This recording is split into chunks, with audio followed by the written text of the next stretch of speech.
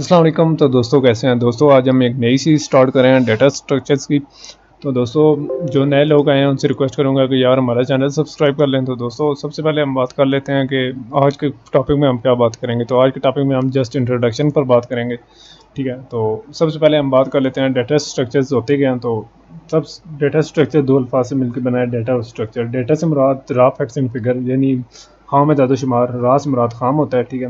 वो अदाद शुमार जो कि प्रोसेस ना हुए हैं, जैसे कि किसी भी जगह से हम डाटा कलेक्ट करते हैं। तो जैसे आपके सामने एक मिसाल हुई पड़ी है, एक लड़के को हमने रोका, हाँ भाई तुम्हारा नाम क्या है, वो कहता है अली है, एज कितनी है 21। इसी तरह हमने एक लड़की को रोका, वो कहती है मेरी एज 33 और मेरा नाम शाजिया है, ठीक है। तो ये रॉ फैक्ट्स एंड फिगर हैं, यानी ये किसी तरतीब में डेटा नहीं होता, बल्कि हम सिर्फ एक मैनुअली ले लेते हैं, लेकिन ये किसी हम ऑर्गेनाइज फॉर्म में नहीं होता। स्ट्रक्चर से क्या मुराद है? स्ट्रक्चर की से मुराद इस तरह ही है जिस तरह किसी की बिल्डिंग की आप ढांचा बनाते हैं, तो ढांचा बताता है भाई ये बिल्डिंग इस तरह की बनेगी। कभी ये ढांचे को हम बिल्डिंग नहीं कहते, ठीक है, हम उसको ढांचा या स्ट्रक्चर कहते हैं। यार इस बिल्डिंग का स्ट्रक्चर ऐसा है, तो यकीनन ये स्ट्रक्चर जो बन रहा है ये शायद मस्जिद बनेगी, ये शायद स्कूल बनेगा, शायद इस तरीके से। तो हम स्ट्रक्चर की मदद से बता देते हैं। तो स्ट्रक्चर बेसिक बिल्डिंग ब्लॉक होता है। तो इन दोनों का कम्बिनेशन डेटा और डेटा स्ट्रक्चर्स का बन मिलकर डेटा स्ट्रक्चर बनाता है। तो जैसे कि आपने डेटा देख सकते हैं, name Ali age 21, name Shazia age 33। तो अगर हम इसको स्ट्रक्चर में डाल दें तो आपके सामने जिस इतना प्यारा सा टेबल जैसे ये बना है, इस तरह का बन जाता है। तो इसे हम डेटा स्ट्रक्चर्स कहते हैं। तो दोस्तों डेटा स्ट्रक्चर्स क्यों इस्तेमाल किया जाता है? डेटा स्ट्रक्चर्स से मुराद हम अपने प्रोग्राम में डेटा को इस तरीके से ऑर्गेनाइज करते हैं जिसकी मदद से हम हमारा डेटा प्रोग्राम जो है वो बहुत तेज़ रन करता है, ठीक है। और चूंकि हमारे पास आजकल बहुत अच्छे हार्डवेयर हैं, तो इसकी वजह से हमें बहुत कम्प्लेक्स प्रोग्राम्स बनाने पड़ते हैं, क्योंकि हमारे पास हार्डवेयर अच्छा है तो हमें उसको बहुत अच्छे तरीके से यूटिलाइज़ भी करना है। तो उसके लिए हम अच्छे प्रोग्राम या कम्प्लेक्स प्रोग्राम बनाएंगे जो कि ज़्यादा से ज़्यादा हार्डवेयर करेगा। और जैसे जैसे कम्प्लेक्स प्रोग्राम आएंगे मार्केट में तो हमें ज़्यादा रिसोर्सेज चाहिए होंगे, ठीक है। तो मैंने ऊपर दो हाईलाइट किया, ऑर्गेनाइजेशन और एफिशिएंसी को। तो ऑर्गेनाइजेशन, डेटा ऑर्गेनाइज करने से क्या मुराद होता है, ठीक है। डेटा को इस तरीके से प्रोग्राम में डालना कि उसको हम जब भी सर्च करना चाहें या प्रोसेस करना चाहें या मॉडिफाई करना चाहें तो आसानी से कर लें, ठीक है। ऐसी तरीके से, ऐसी तरतीब से पढ़ा हो, यानी इस तरीके से ना पढ़ा हो कि जिस तरह वॉशिंग मशीन के अंदर कपड़े होते हैं, बल्कि इस तरीके से बना हो जिस तरह कपड़े हमारी कबर्ड के अंदर होते हैं, ठीक है।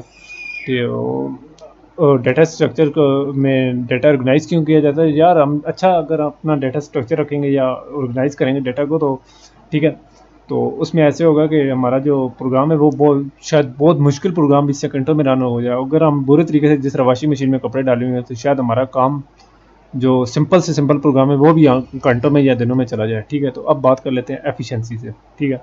तो एफिशिएंसी से क्या मुराद है? एफिशिएंसी से मुराद ये है कि हम जो प्रोग्राम बनाते हैं या किसी प्रॉब्लम के लिए सोल्यूशन निकालते हैं तो वो ऐसा हो कि जो कि कम से कम टाइम हमारा कंज्यूम करे और हमारे जो कंप्यूटर के resources, RAM, memory, hard disk वगैरह वो कम से कम यूज़ करे, ठीक है।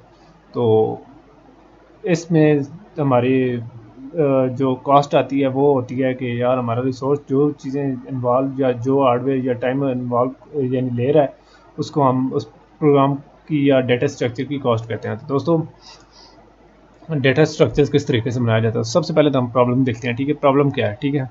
तो हम देखते हैं कि उसके लिए हमें रिसोर्सेज कौन से चाहिए, क्योंकि हम कोई प्रोजेक्ट ले लेते हैं, वो एप्लीकेशन पर प्रोग्राम बनाना ले लेते हैं, तो हमें पता तो होना चाहिए कि चीज़ें कौन कौन सी हैं, ठीक है। फिर हम देखते हैं कि यूज़र को कौन कौन सी रिक्वायरमेंट्स चाहिए यानी सोल्यूशन में, ठीक है, कि कौन सा सॉफ्टवेयर में क्या क्या फंक्शन चाहिए, ठीक है। तो हम देखते हैं कि यार हर फंक्शन के लिए हमें कौन कौन से रिसोर्सेज चाहिए होंगे, ठीक है। तो जब हमारे पास ये सारी चीज़ें हम अरेंज कर लेते हैं तो हम कहते हैं यार अब हमारे पास रिसोर्सेज तो हैं, तो हमें कौन सा डेटा स्ट्रक्चर यूज़ करें जो कम से कम टाइम में हमारा प्रोग्राम को बड़े अच्छी तरीके से एग्जीक्यूट कर ले। तो ये स्टेप्स इन्वॉल्व हैं डेटा स्ट्रक्चर में, ठीक है। तो हम इस कोर्स में बहुत सारे डेटा स्ट्रक्चर पढ़ेंगे। तो हम क्यों इतने ज़्यादा डेटा स्ट्रक्चर पढ़ेंगे? तो हर डेटा स्ट्रक्चर का कुछ बेनिफिट्स भी हैं और कुछ उसकी कॉस्ट भी हैं। कॉस्ट तो मैं आपको बता चुका हूँ पहले भी, ठीक है। तो बेनिफिट्स मतलब उसकी कुछ खूबियाँ और कुछ खामियाँ हैं, ठीक है। यानी ऐसे नहीं होगा कि एक डेटा स्ट्रक्चर तमाम केसेस में सही तरीके से काम करे, बल्कि हर केस में अलग से अलग काम करेगा, ठीक है। तो सिमिलरली डेटा स्ट्रक्चर्स के लिए हमें क्या क्या रिक्वायरमेंट्स होंगी यानी कॉस्ट, तो इसके लिए हमें चाहिए होगा हार्ड डिस्क या कंप्यूटेशनल पावर, ठीक है। और दूसरा हमें प्रोग्रामर का टाइम चाहिए होगा, जिसके लिए हम डेटा स्ट्रक्चर जो यूज़ कर रहे हैं उसके लिए हमें थोड़ा टाइम भी चाहिए होगा। और इसके अलावा हमें प्रोग्रामिंग स्किल यानी जो हमने प्रोग्रामिंग C++ में या जिस लैंग्वेज में सीखे हैं तो वो हमें चाहिए होंगी, ठीक है। तो दोस्तों डेटा स्ट्रक्चर्स के क्या गोल हैं?